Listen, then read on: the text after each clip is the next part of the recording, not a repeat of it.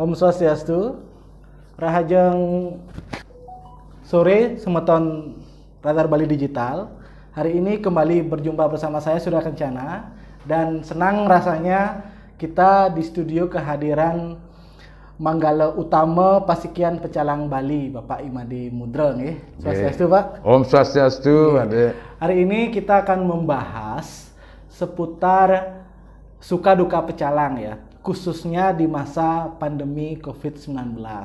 Seperti apa? Nah, tapi sebelum itu kita akan memberikan kesempatan dulu kepada Bapak Made untuk memperkenalkan diri nih, siapa beliau dan sudah berapa lama ngayah sebagai pecalang kan? Durus nih Pak. Oke, semua. Oke. Om Swastiastu, mawali katur, titiang nganganin Pasikian Pecalang Provinsi Bali dengan sebutan jabatannya gua lu keren ya, boleh dikatakan Manggala Utama Pasikian Pecalang Bali, Made Mudra, asal saking Desa Denpasar. Ampura kalau bisa saya buka ini berjarak nih. Pas jaraknya udah. Nah, seperti itu perkenalan titiang, mudah-mudahan pecalang-pecalang sebali yang saya banggakan, yang saya hormati, karena keberadaan kita memang boleh dikatakan pilihan dari masing-masing bedesa, desa kita suang-suang untuk terlibat di pecalang. Karena pecalang boleh dikatakan yang merupakan sering digaungkan garda terdepan di bidang apapun nanti, ada hal-hal berkaitan dengan tugas-tugas keamanan adat. Sebutnya paling selalu diingat mana pecalangnya. Nah, sehingga mungkin dengan itu pecalang selalu mendapatkan tempat di masyarakatnya, khusus untuk membidangi keamanan yang bertugas menjaga ketentraman, keamanan di desanya. Kalau boleh saya ceritakan lagi, pecalang ini sudah ada mungkin pada abad ke-10. Abad ke-10 sebelum Masehi. Masehi. Artinya, tapi lama dalam perkembangan ini, terus terang saja, pecalang ini yang kembali digaungkan mulai tahun 1998 rupanya. Tapi saya tidak biar jangan nanti dikatakan secara politis, tapi itu fakta. Jadi seorang ibu yang mempopulerkan kembali keberadaan pecalang itu mulai tahun 98 bangkit boleh dikatakan. Karena pada zaman Orde Baru boleh dikatakan pecalang itu masih redup, tidak muncul. Yang muncul dari dulu adalah keamanan adalah dari Hansip itu biasanya, lebih populernya waktu saat Orde Baru. Nah, semenjak ada perubahan, nah boleh dikatakan reformasi, pecalang ini muncul mengawali yang mendapatkan tugas pengamanan yang dikatakan berhasil saat itu, tahun 98. Mungkin ide Dane pembekas yang terlibat saat itu, yang kembali hanya mengingatkan, itulah kebangkitan mulai pecalang yang ada seperti sekarang yang kita bisa lihat. Oke. Kalau pecalang itu kita ketahui bersama ya, ada istilah ngayah. itu bagaimana nih ke Pak Made, bisa mungkin dijelaskan kepada semeton Bali nih. Mungkin di sini saya harus berkata jujur ya, karena dasar pecalang itu memang merupakan pilihan yang ada di masing-masing desa adatnya. Kalau dikatakan ngayah, memang merupakan dasar kita pertama adalah menggunakan konsep ngayah itu.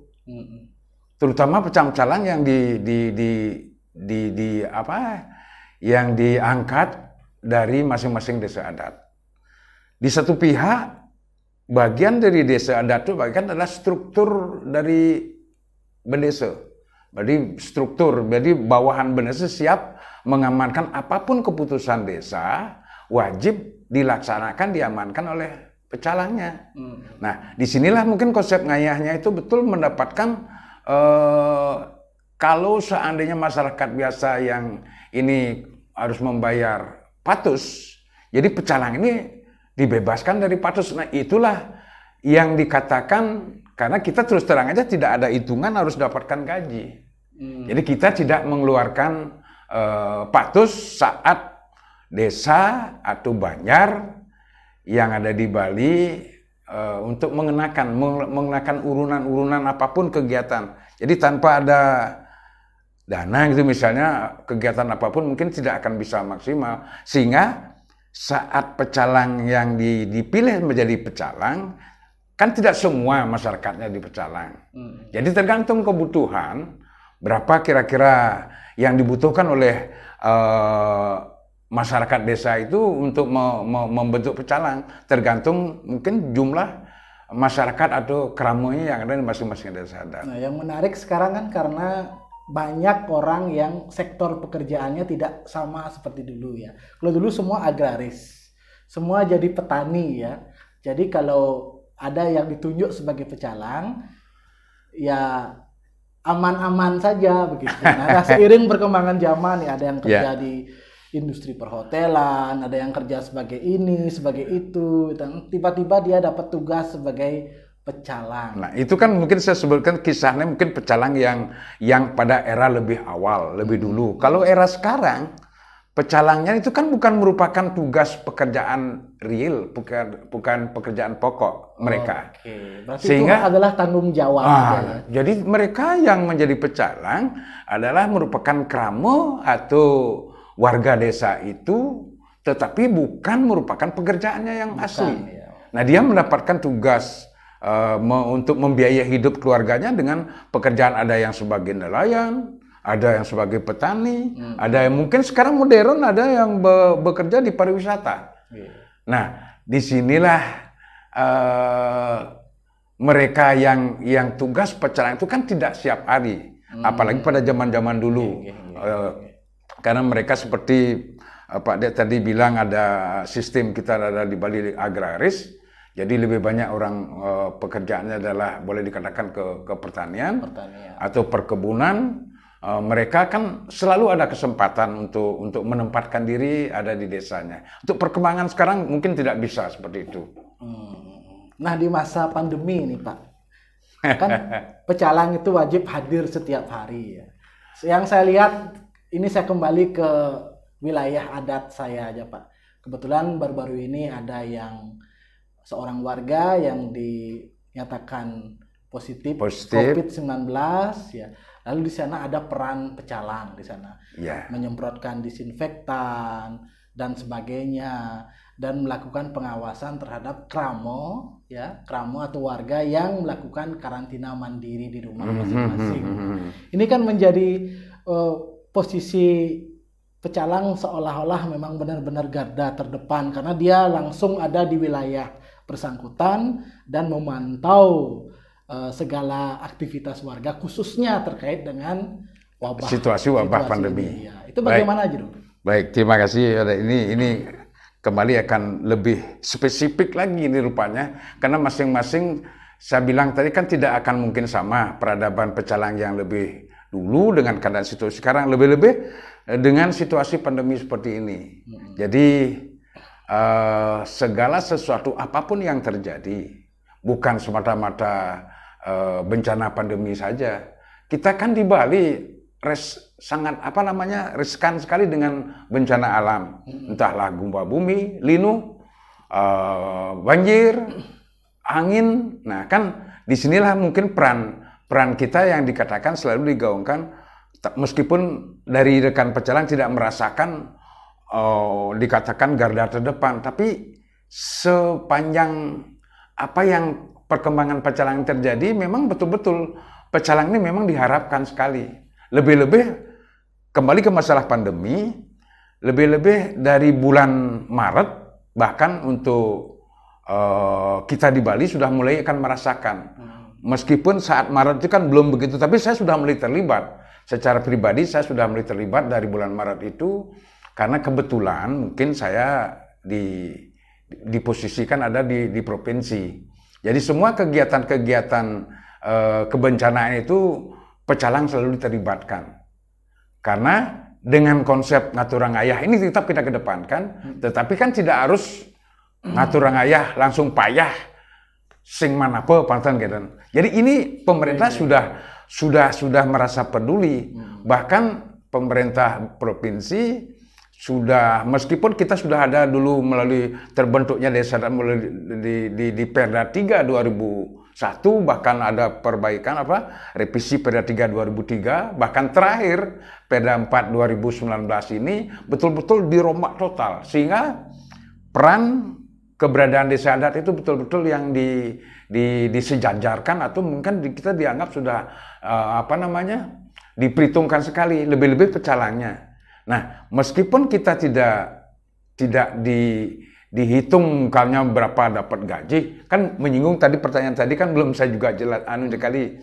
Kenapa pecalang itu memang betul-betul konsepnya ngatur orang kaya. Nah, inilah memang bentuk buktinya. Tapi selama-lama perkembangan ini akan kita mendapatkan tugas-tugas yang kompleksitasnya lebih tinggi. Terutama bagaimana kita terlibat mengedukasi masyarakat desanya, menyelamatkan masyarakat desanya. Siapa lagi tidak lebih-lebih kan harus pecalang yang terdepan, terutama di desanya. Karena lebih menguasai teritorial. Lebih menguasai desanya, dia tahu penduduknya berapa, siapa yang terpapar, dia harus tahu terdepan jadinya mereka. Untuk dia meneruskan kepada petugas penanggulangan yang dibentuk oleh pemerintah perbekal atau desa dinas. Mereka harus ada catatan. Ini yang untuk mempercepat apabila masyarakat desanya ada yang terpapar. Betul, saya tekankan selalu kepada pecalang untuk terdepan di bidang itu, untuk lebih cepat membantu.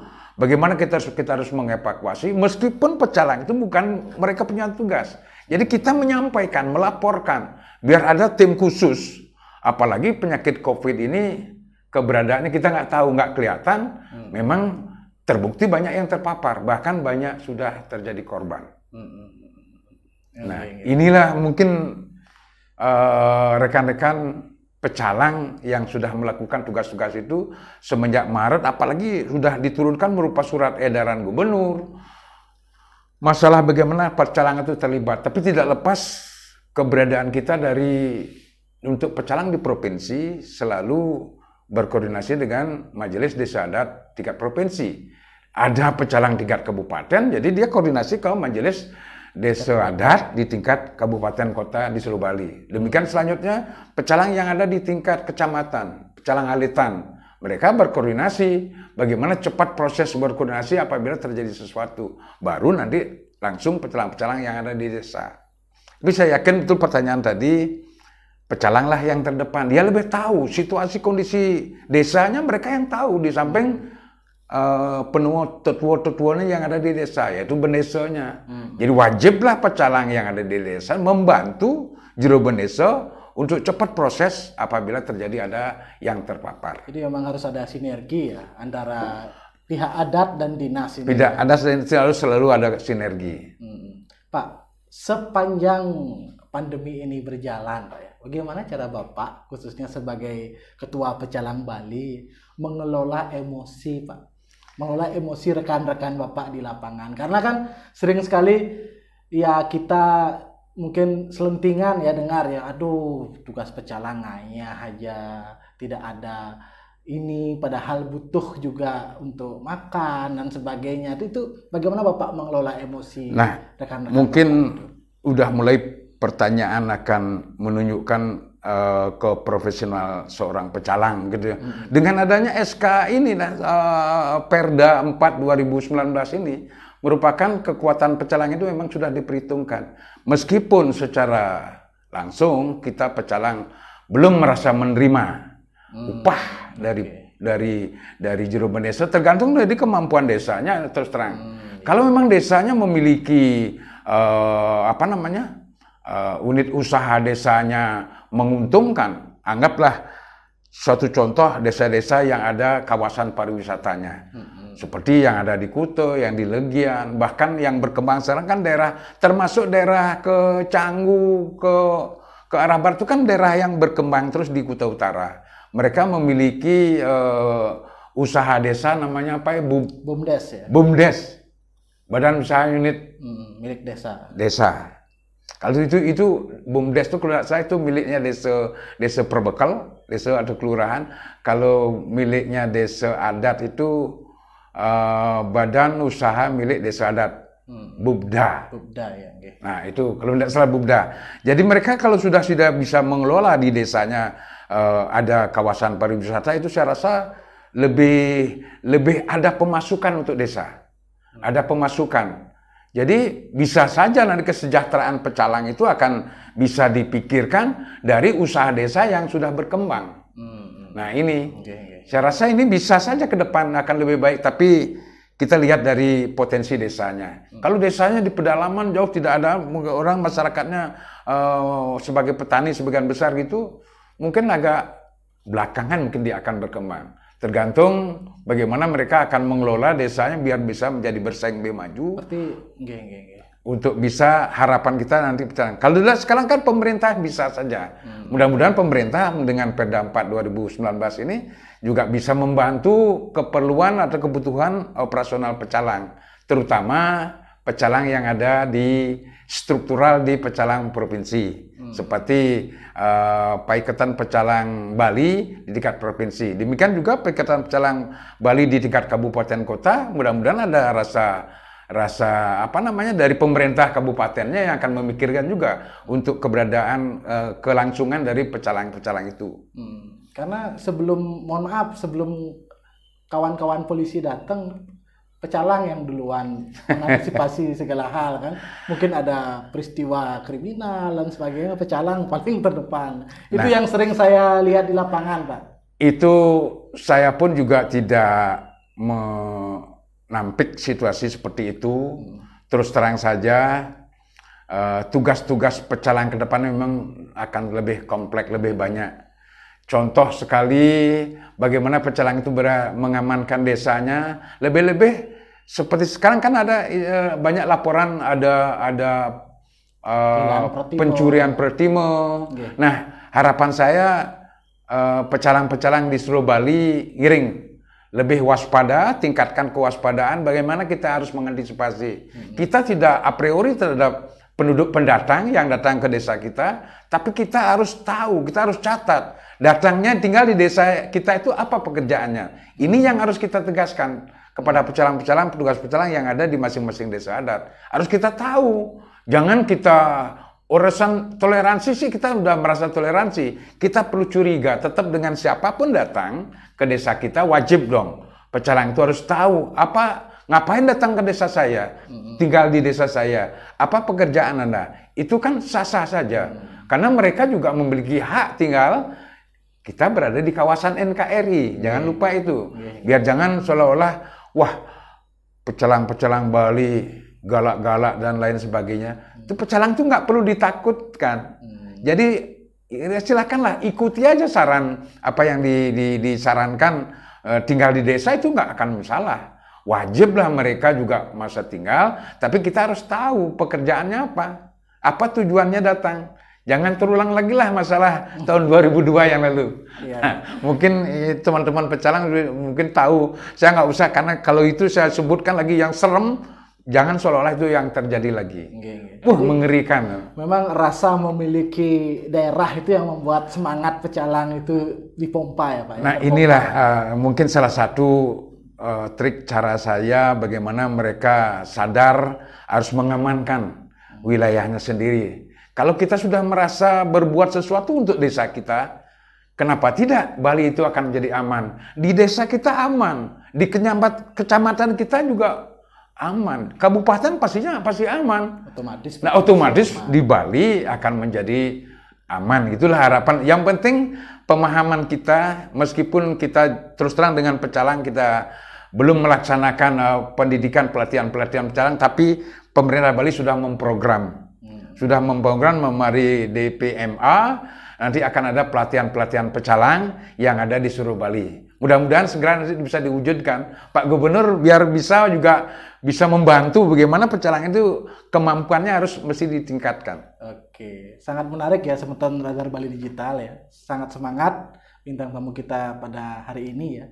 Dan boleh tahu nggak Pak, sudah berapa lama Pak nganyah sebagai pecalang ini Pak? Ya, baik, saya mengawali jadi pecalang itu boleh dikatakan ya dari tahun 98 ya. 98. Dari tahun 98, jadi kita mulai terutama pengabdian di desa. di Desa Denpasar. Di Desa Denpasar itu saya jadi ketuanya lebih dari 15 tahun. Lebih dari 15 tahun, oke. Baru tahun kemarin ini saya diganti pengabdian di desa. Jadi setelah di desa, merangkap waktu saya di desa di Kota Denpasar sebagai Parum Pecalang dulu namanya di Denpasar, karena duluan pecalang itu lahir sebelum dibuat derogasinya. Jadi perdanya belakangan lahir, sehingga di Denpasar seolah-olah parum, adanya parum bendesa, terus akhirnya terpikirkan ada parum pecalang. Itu Perda 3 2001-nya waktu itu juga belum ada. Duluan ada pecalang, semenjak pecalang itu boleh dikatakan seperti saya katakan tadi, terjadinya bencana yang besar di Kuto itu.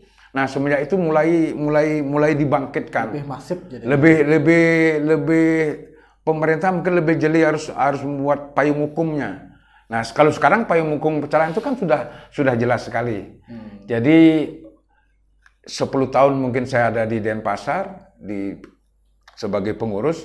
Setelah itu tahun 2002 mulainya terbentuk dulu namanya MUDP, Majelis Utama Desa Pekraman, dengan Perda 3 2003-nya itu. Nah, kalau sekarang sudah perdanya diganti boleh dikatakan dirombak total menjadi Perda 4 kembali ke desa adat. Jadi waktu itu saya sudah menjabat 5 tahun, ditambah pergantian dari Bendesa yang lama, saya sudah merasa 10 tahun di provinsi. Sampai sekarang sudah dikeluarkan SK yang baru semenjak Perda 4 2019 ini yang dikukuhkan 17 September 2020 di Art Center, merupakan bagian dari struktur yang ada di Majelis Desa Adat Provinsi. Suka dukanya bagaimana Pak jadi pecalang? Karena nggak nginep gitu sampai lama-lama?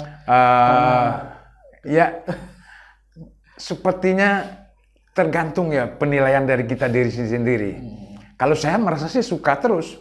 Suka terus Pak ya? Karena merasa di keluarga, ini mungkin risikonya waktu generasi saya kan KB-nya boleh dikatakan berhasil.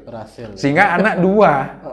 Dengan anak 2, bahkan sudah besar-besar, bahkan sudah nikah, sekarang masih ingin semangat mudanya ini, karena senangnya ngatur orang ayah di desa ini yang menyebabkan mungkin saya lebih merasa kok saya lebih dukanya itu boleh dikatakan tidak ada. Karena kita melakukan dengan diam ya, kalau diam justru duka ya. Nah, kalau kita juga tidak ada aktivitas kegiatan, mungkin di rumah saja, mungkin kita lebih cepat akan merasa sakit-sakitan dan lain sebagainya. Mudah-mudahan ini yang kita harapkan. Yang penting kita selalu sehat. Ya Pak, di masa pandemi Pak, karena kan ini nanti tugas pecalang kalau tidak salah ya, yang saya ketahui nanti per 27 Februari itu karena anggaran pusat sudah tidak memadai untuk karantina di hotel, jadi pasien dengan gejala COVID yang ringan itu bahkan tanpa gejala itu akan melakukan karantina mandiri diarahkan ke masing-masing. Ya. Tenaga kesehatannya di tanggal 28 Februari baru karantina di rumah sendiri masing-masing. Nah, di sana kalau tidak salah ada penekanan bahwa nanti Satgas Gotong Royong yang melakukan pengawasan terhadap warga yang melakukan karantina mandiri. Dan saya tahu persis pecalang nanti pasti akan ditugaskan itu. Nah, nanti. Itu bagaimana Pak? Betul sekali Pak ya. Kalau dilihat dari terakhir ini kan merupakan juga dari pusat ya, ataukah namanya instruksi atau apa terhadap daerah-daerah yang dipandang penularannya masih tinggi, termasuk Denpasar. Bali secara umum, Badung, Denpasar, Gianyar, Sarbagita plus Klungkung kemarin yang dikategorikan, meskipun kabupaten lain juga harus siap-siap baru dikatakan Sarbagita plus Klungkung, kabupaten yang lain juga belum tentu aman sekali.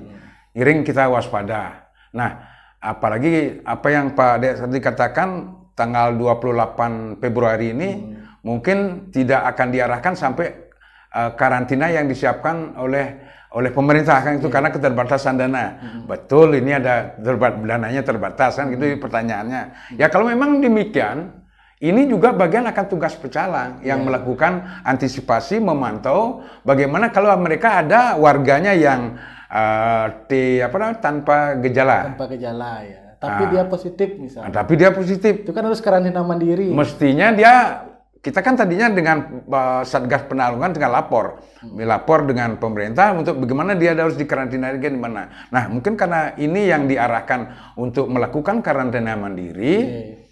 Disinilah seperti dari awal saya sudah bilang, pecalang ini harus tanggap, tahu siapa masih keramonya yang melakukan karantina mandiri. Apa kebutuhannya? Mereka kita suruh dia diam di rumah karantina mandiri, wajib dong warganya itu diperhatikan. Dia mau makan apa? Dia kebutuhannya dia juga harus peran pecalang lah atau perjuru yang ada di desa itu yang melakukan, memantau mereka biar betul-betul dia melaksanakan karantina mandiri. Ini suatu teknik untuk bagaimana kita memutus rantai penularan ini, COVID ini biar betul-betul cepat. Di satu pihak, masyarakat pariwisata menghendaki, kadang-kadang kan sering media sosial macam-macam kan penilaian terhadap pemerintah. Dibulilah pemerintah ini. Saya juga merasakan bagaimana seorang pemimpin yang selalu akan dikoreksi, yang selalu akan dikritik dan lain. Kalau memang kritiknya membangun sih tidak apa-apa kan. Kalau kritiknya juga kritikan menunjukkan mereka yang mengkritik yang tidak baik, saya pun juga tidak setuju. Karena harapan saya juga rekan-rekan pecalang juga harus lebih jeli, dia tahu harus melaksanakan tugas-tugasnya yang ada di desanya masing-masing terhadap warganya yang terpapar. Harus ada data. Ya. Saya yakin data itu pasti ada, karena kan ada koordinasi antara Satgas Gotong Royong yang di kabupaten maupun di provinsi. Itu datanya real, terus di sanalah dananya ini mungkin udah harus disiapkan oleh desa, oleh juru desanya bagaimana mengimpun dana itu memberikan kepada yang terjadi karantina mandiri untuk kebutuhan sehari-hari. Jangan disuruh karantina tapi kita perhatikan, gawat lagi. Dia akan memaksa, jenuh dia pasti keluar. Dan itu berbahaya. Maunya kita ingin cepat-cepat memutus penularan, akhirnya apa yang terjadi? Bisa saja kan? Nah, mudah-mudahan ini betul-betul apa yang akan bisa diantisipasi ya. Antisipasi ini betul-betul kita mampu berbuat di masing-masing desa. Semua desa ini semua masyarakat kita harus bergotong royong untuk cepat memutus rantai penularan ini. Oke Pak, ini ada tentang vaksinasi Pak ya. Sudah ada vaksinasi tahap pertama, sudah ada vaksinasi tahap kedua sekarang yang sedang berjalan. Nakes itu jadi prioritas Pak. Nah, pecalang ini kan garda terdepan Pak. Apakah Bapak sudah divaksin atau yang lain-lain sudah divaksin atau bagaimana Pak? Inilah harapan, terus terang harapan kita di pecalang. Saya tidak pernah saya menyampaikan di media meminta perhatian lebih terhadap petugas pecalang ini karena mereka boleh dikatakan yang sering bersentuhan langsung dengan masyarakat desanya. Bahkan ini mau mengawasi yang karantina mandiri. Iya, betul kan sekali. Harus kita juga betul-betul sehat dulu, Pak. Kalau petugasnya tidak sehat, bagaimana kita mau bisa berbuat, ya kan? Nah, harapan saya dari pecalang itu melalui pemerintah, mudah-mudahan setelah bagian dari petugas kesehatan yang sudah divaksin. Nah, harapan saya ini pemerintah harus menoleh peran pecalang, petugas yang di lapangan ini tolong diberikan juga prioritas meskipun ini kan sudah tahap kedua. Harapan tahap kedua ini pecalang ini yang dikedepankan juga karena mereka yang akan bersentuhan dengan masyarakatnya, lebih-lebih mereka ke masyarakatnya ada yang terpapar. Mudah-mudahan tidak ada yang terpapar. Harapan itu ya minta juga fasilitas untuk biar petugas yang di pecalang ini juga diperhatikan. Pak, Niki yang lebih lanjut nih Pak. Di samping pandemi Pak, ini pecalang dan kita di Bali akan menghadapi perayaan Nyepi Pak. Tahun Baru Saka di tanggal 14 Maret 2021. Ini Nih. kan tentu ada tugas tambahan lagi Pak untuk pecalang. Saya sebut tugas tambahan. Karena apa? Karena ritual pasti nanti yang awal juga pecalang. Betul. Itu mungkin sudah ada persiapan sendiri Pak untuk pecalang di Bali. Kalau pecalang sih apapun keputusan yang dikeluarkan melalui Bendesa Agung, apalagi sekarang sudah dikeluarkan imbauan bersama, keputusan bersama antara Parisade Hindu Dharma Indonesia Bali dengan Bendesa Agung MDA Bali untuk menyerukan bagaimana kita melakukan kegiatan ini biar tidak terlalu banyak melibatkan banyak orang. Bagaimana kita harus berpikir seperti itu, ini sudah dibuat kesepakatan bersama antara MDA Bali dan Parisade untuk tetap proses melaksanakan kegiatan ritual Hari Suci Nyepi ini tetap berjalan, cuman harus dibatasi. Bagaimana kita melakukan? Kan ada dengan cara melakukan dengan Niste Madya Utama. Nah, ini yang sudah jelas, seperti yang sudah diedarkan melalui Bendesa seluruh Bali, bahkan sudah tahu, bahkan pecalang bagian juga untuk memantau bagaimana pelaksanaannya itu. Sudahkah diikuti? Seperti apa yang saya sudah pantau di Badung. Kebetulan tiang orang Denpasar sudah barang tentu lebih fokus memantau perkembangan desa-desa yang ada di Denpasar. Contoh sendiri Desa Adat Denpasar. Kemarin saya juga ikut rapat koordinasi. Saya tetap mengingatkan, tolong Juru Bendesa, bagaimana caranya kita harus bisa mengikuti imbauan bersama antara Parisade dan Majelis Desa Adat untuk melakukan prosesi perayaan Suci Nyepi ini biar jangan bisa banyak terlalu melibatkan orang. Berarti misalnya, sama seperti tahun lalu Pak ya? Tidak mungkin tahun lalu juga ini akan lebih spesifik lagi. Jangan sampai mereka yang ini kan udah edan upacara itu kan udah mulai dari melasti nanti. Melasti ini bagaimana kita melasti dengan yang simple yang sudah dijelaskan melalui imbauan bersama itu. Mereka desa adat yang memiliki wilayah pantai yang terdekat, silahkan melaksanakan di pantai. Apabila desa adat itu tidak memiliki pantai jauh di pedalaman, jelas kita memiliki kelebutan atau pertemuan dari pertemuan dari dua sungai. Nah itu biasanya kan itu menganggap kita tempat itu suci. Di sana atau mungkin di yang kita miliki di kelebutan. Di wilayah desa itu yang memiliki kelebutan, terutama desa-desa yang ada di gunung. Di sanalah kita melakukannya.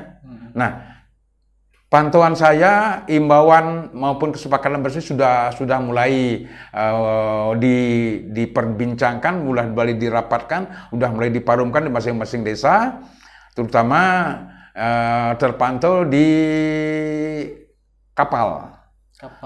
Di Desa Adat Kapal, karena koordinasi itu kan dengan pecalang. Bagaimana pecalang kapal? Kegiatan apakah sudah dilaksanakan nggak imbauannya seperti begitu? Biar tidak rame-rame lagi datang ke pantai untuk melakukan kegiatan melasti. Bagaimana dengan ogoh-ogoh nanti Pak? Yang sering ditanyakan gitu. Ogoh-ogoh gimana? Ogoh-ogoh termasuk juga, tapi ini yang penting apa yang diimbau melalui Parisade dan Majelis Desa Adat provinsi ini betul-betul sudah dilaksanakan. Jangan sampai kita tidak memotong, kita tidak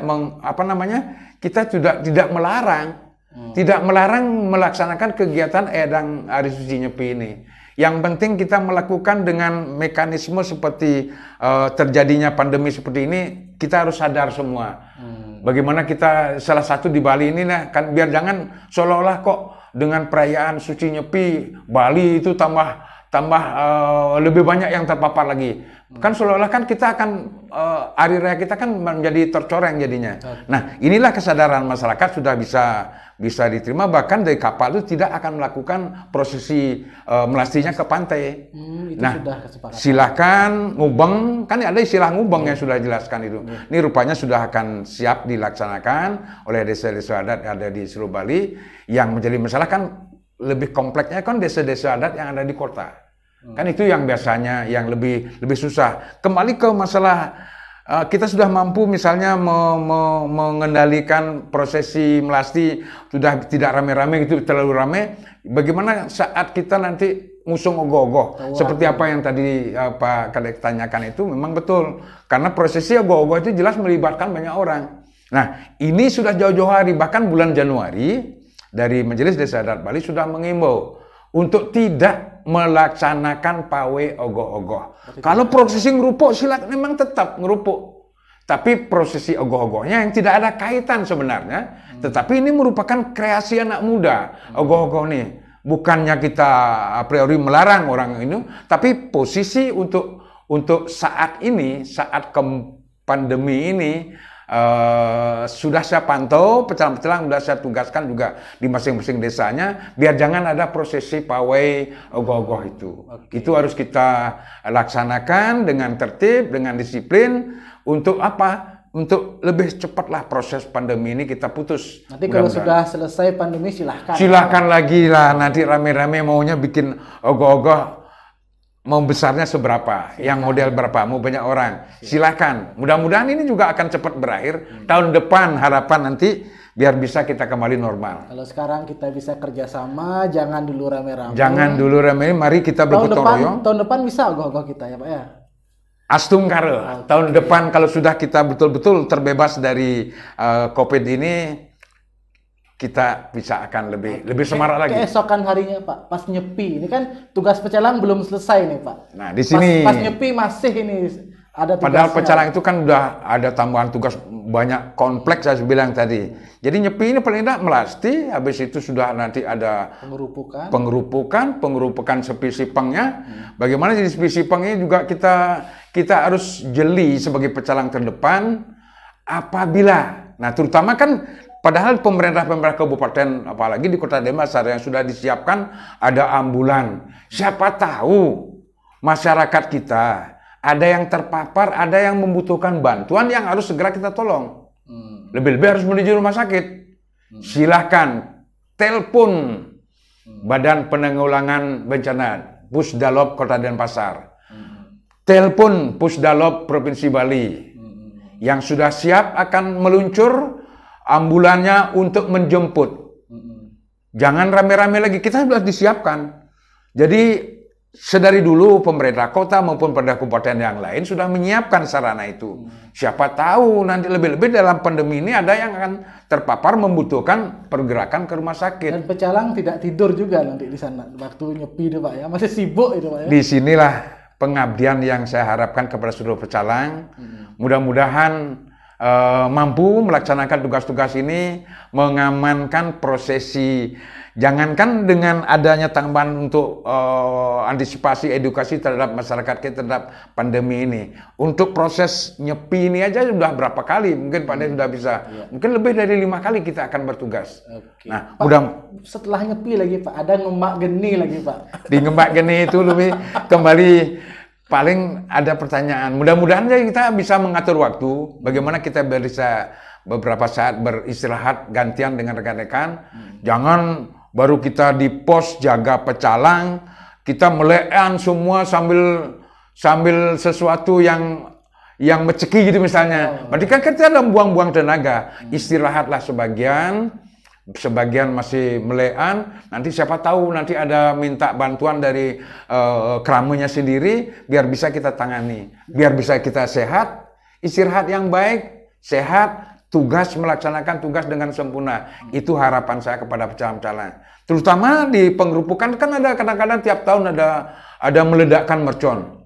Di sini peran pecalang juga mengantisipasi. Tetapi sebelum itu diantisipasi oleh pecalang, harapan saya Bendesa pun berkenan membuat suatu bentuk surat edaran modelnya atau edaran yang sudah disepakati melalui paruman desa, membuat sepakat bahwa melarang Kramonya untuk membeli mercon maupun kembang api. Karena kembang api ini bukan merupakan juga proses kita melakukan perayaan itu melalui meledakkan mercon kembang api. Karena kembang api membahayakan. Contoh kemarin sudah waktu perayaan pergantian tahun Masehi bulan Desember yang lalu, yang sulit padahal kita sudah mulai, terutama di Denpasar sudah saya mengamati. Tapi saya kadang-kadang mangkal juga melihat rekan-rekan anak-anak muda yang kok dia punya uang, kok ini katanya krisis, kok dia mampu membeli mercon kembang api untuk diledakkan di akhir tahun. Rame, cukup rame di Denpasar. Nah, harapan saya di perayaan Nyepi ini jangan sampai akan terjadilah. Mudah-mudahan kebutuhan, kasihan orang tua, bapak ibunya yang akan mengeluarkan ekstra lebih, apalagi situasi begini. Janganlah. Kalau Jero Bendesa sudah melaksanakan mungkin melarang, membuat kesepakatan tidak akan membeli. Urusan mereka yang menjual ini kan sulit. Kadang-kadang terjadi pro kontra. Ada yang menjual, kan ada yang menjual. Nanti kan di sana akan terjadi argumentasi antara petugas di desa dengan mereka yang akan petugas yang menjual ini. Tapi menjual ini mereka kadang-kadang sudah, bukan saya bilang membacking, karena kan sulit ya. Apakah kita melarang orang jualan? Disinilah dilematisnya rupanya. Kalau masyarakat Bali, Jero Bendesa atau klien adat mau melarang warganya untuk membeli mercon, jadi dilarang untuk saat perayaan Nyepi untuk membeli kembang api. Saya rasa ini tidak akan ada proses yang terjadi tuntutan. Kalau kita melarang mereka berjualan, mereka merasa punya izin. Disinilah kadang-kadang dilematisnya. Makanya pecalang-pecalang hati-hati. Kalau kita dalam hal ini untuk membantu masyarakat kita, ekonomi biar berjalan, gimana kita harus melarang orang jualan. Tapi yang jualan ini biasanya harus tahu diri, jangan jualan lah. Yang ya, karena hari raya ya Pak. Karena hari raya ini. Jadi masyarakat terutama adik-adik kita, anak-anak kita yang kecil-kecil, dia akan memiliki uang 10.000, 20.000, 50.000, dia akan berusaha membeli mercon yang kecil-kecil ini. Apakah itu merupakan, padahal itu bukan merupakan prosesi perayaan kita. Hanya semacam euforia, ya. Kesenangan. Pak, ini ada pertanyaan terakhir Pak, ada 2 pertanyaan terakhir Pak.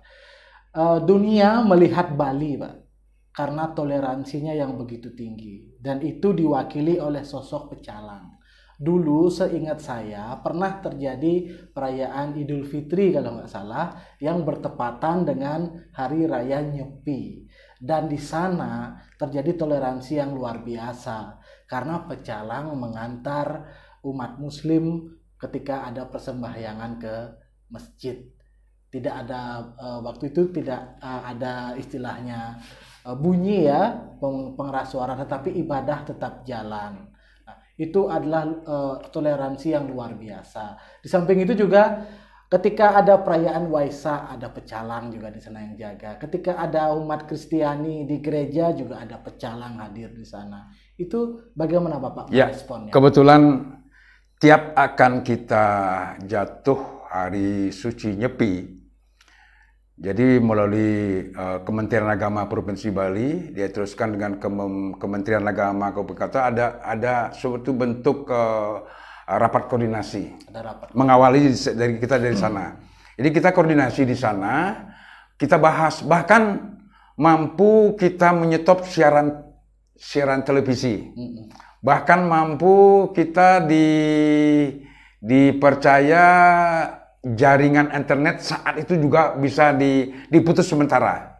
Mungkin sudah mulai berlaku udah hampir 3 tahun yang lalu nih. Jaringan internet saat itu terutama untuk umum. Kalau memang untuk kegiatan di rumah sakit memang membutuhkan itu jangan dipotong. Untuk kegiatan yang di umum. Jadi internet yang ada untuk di masyarakat umum, saya setuju sekali bahwa saat itu harus ditiadakan. Jadi apa yang kita akan bahas di rapat koordinasi itu sudah di semua keterwakilan dari umat Buddha, dari umat Islam, dari umat Katolik, Kristen, bahkan kita Konghucu itu duduk bersama di bawah koordinasinya dengan Kementerian Agama Provinsi. Demikian seterusnya di tingkat kabupaten, di tingkat kabupaten kota. Ada koordinasi seperti itu.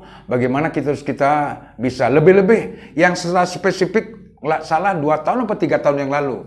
Kebetulan untuk hari Sipengnya itu saat umat Muslim kita yang akan sembahyang.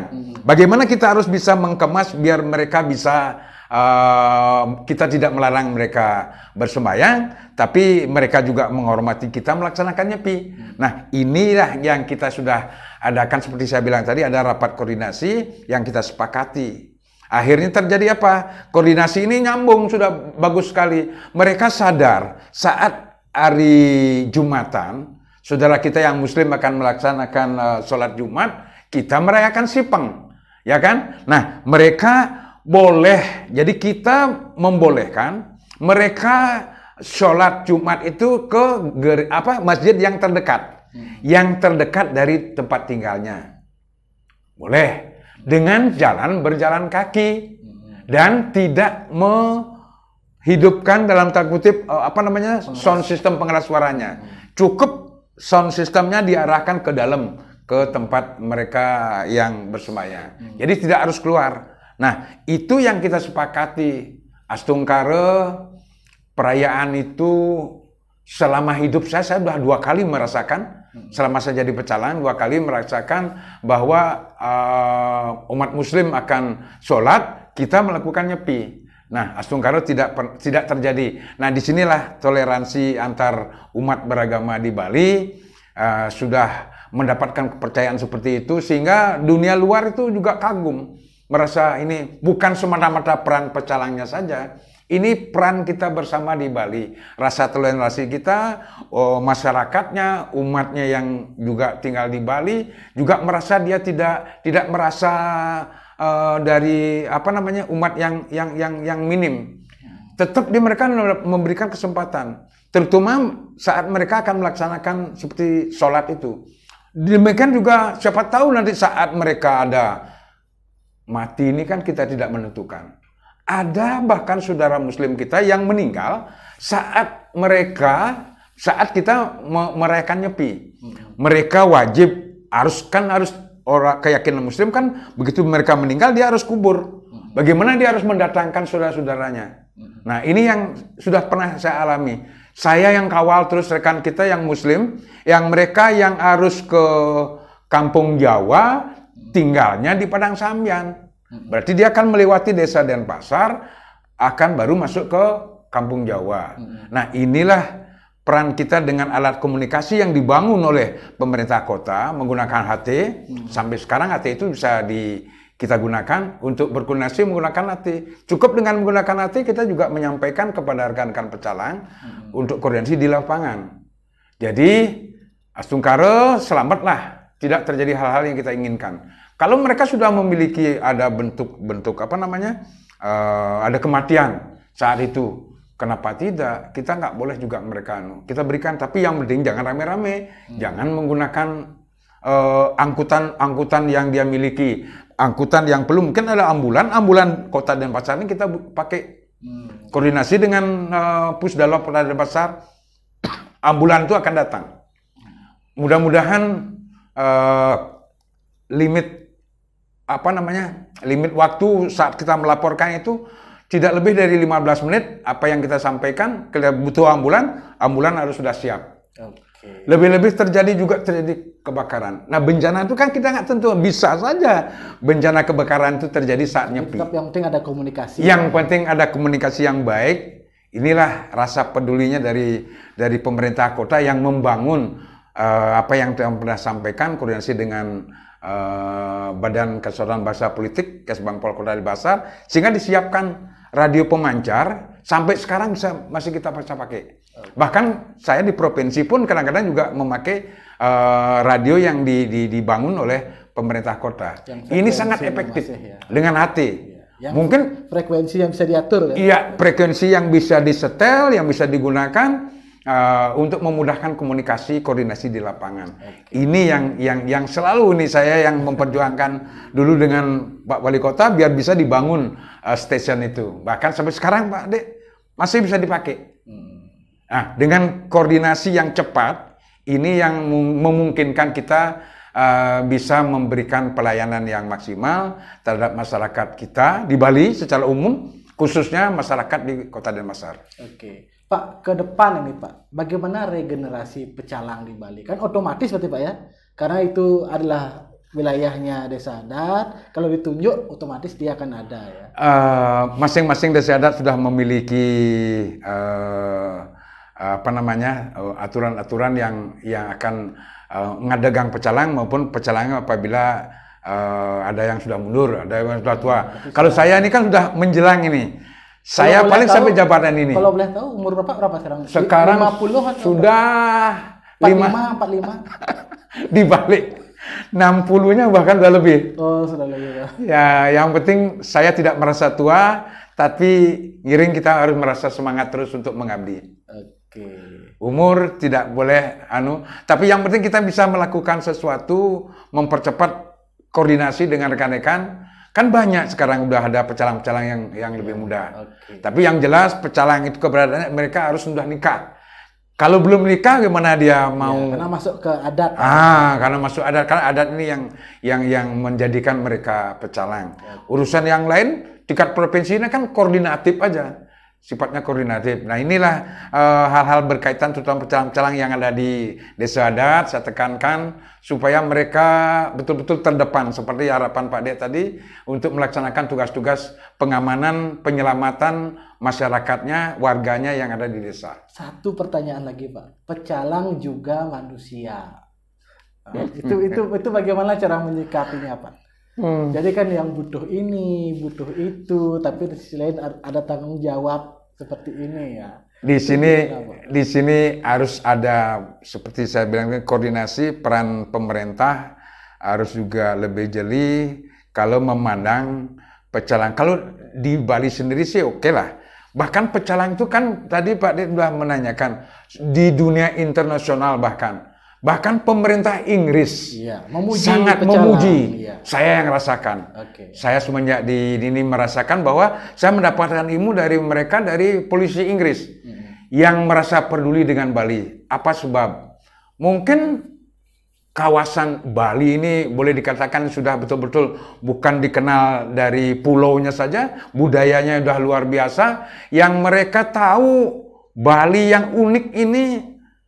Menurut apa yang saya dapat penjelasan dari polisi Inggris itu, di Inggris juga ada semacam teknik kerjanya seperti pecalang.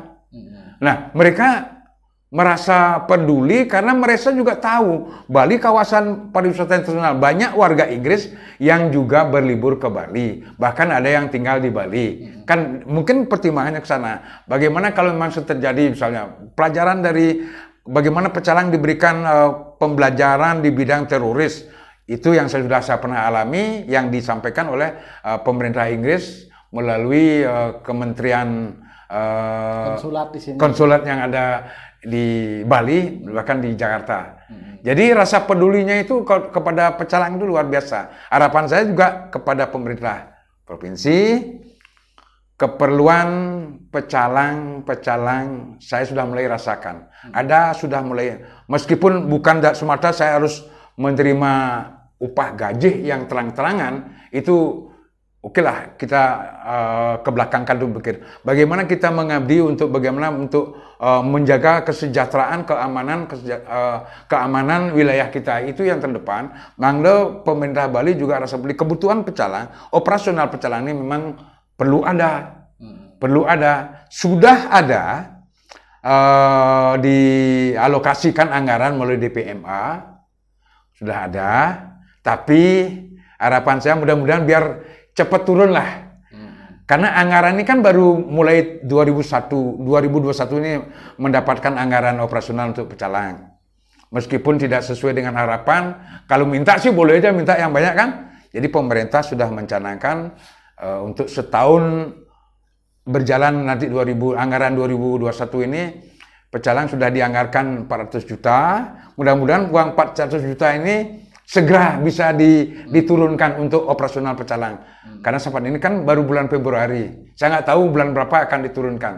Tapi sudah ada apa yang rekan-rekan dari Bendesa Agung juga memperjuangkan biar betul-betul anggaran ini disiapkan untuk operasional pecalang. Jadi bentuk kepedulian itu sudah ada, Pak ya? Sudah ada. Ini dari kalau dulu-dulu belum pernah ada seperti ini. Baru sekarang, bukannya saya pemerintah sekarang lebih bagus, bukan begitu maksudnya, tapi memang wajib lah pecalang ini juga diperhatikan, anggarannya juga harus diadakan. Bagaimana kalau kita berbuat tanpa ada sesuatu anggaran untuk melangkah, gimana kita harus bisa turun ke patroli misalnya di wilayah desa kita, kalau tidak ada anggaran. Lebih-lebih kalau di tingkat Bali kan patrolinya jauh, ke masing-masing kabupaten turun. Masing kabupaten kan membutuhkan anggaran, membutuhkan transport, membutuhkan mobil. Nah, mudah-mudahan melalui media yang Pak Dek gagas, melalui podcast Radar Bali. Kemudian dari Radar Bali ini Pak Gubernur mudah-mudahan bisa sampai mendengarkan. Ini merupakan harapan saya untuk mendapatkan fasilitas itu biar segeralah dipikirkan. Oke, terima kasih Pak Mudro ya atas kehadirannya di studio kami. Semeton Radar Bali Digital ya. Ngayah adalah jiwa dari pecalang Bali ya. Dan di samping ngayah itu juga ada ketulusan lain ya untuk melindungi wilayah ini ya dari desa, kecamatan, kabupaten, provinsi. Dan kehadiran pecalang khususnya dalam struktur budaya Bali memegang peranan yang luar biasa penting ya. Sekian podcast kita untuk hari ini. Sampai jumpa di kesempatan berikutnya ya. Kita akan pakai masker dulu Pak sebelum kita dadah-dadahan Pak sama Semeton Radar Bali. Oke. Tiang tutup. Om Santi. Om Santi Santi Santi Om.